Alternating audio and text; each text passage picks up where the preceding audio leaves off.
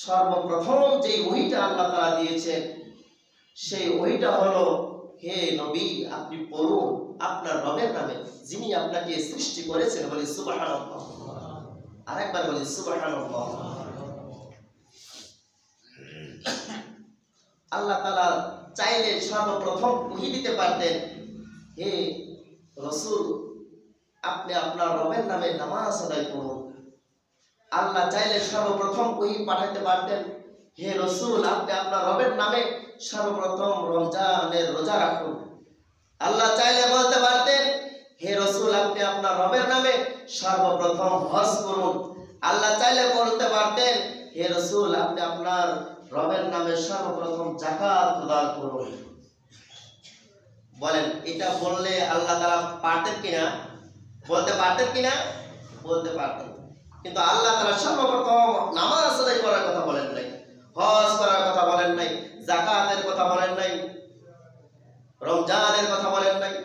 সর্বপ্রথম আল্লাহ তাআলা রাসূলকে যে বার্তা দিয়েছেন, যে সংবাদ দিয়েছেন সেটা হলো, হে রাসূল আপনি পড়ুন আপনার রবের নামে যিনি আপনাকে সৃষ্টি করেছে। বলি সুবহানাল্লাহ।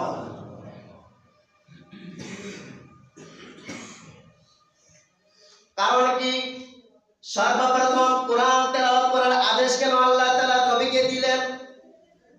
কারণ হইল কোরআন যদি কোনো বান্দা বান্দি ঠিকভাবে আদায় করতে পারে তাহলে ওই বান্দার জন্য নামাজ পড়া সহজ হয়ে যাবে। বলি সুবহানাল্লাহ।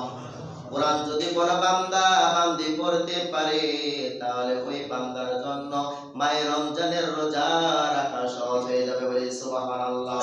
যদি কোনো বান্দা সঠিকভাবে কোরআন পড়তে পারে তাহলে ওই বান্দার জন্য হজ করা সহজ হয়ে যাবে। বলি সুবহানাল্লাহ।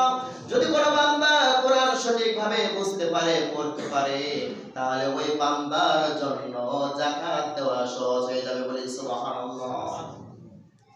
কোরআন যদি কোনো বান্দা জানে নামাজ পড়া সহজ হয়ে যাবে।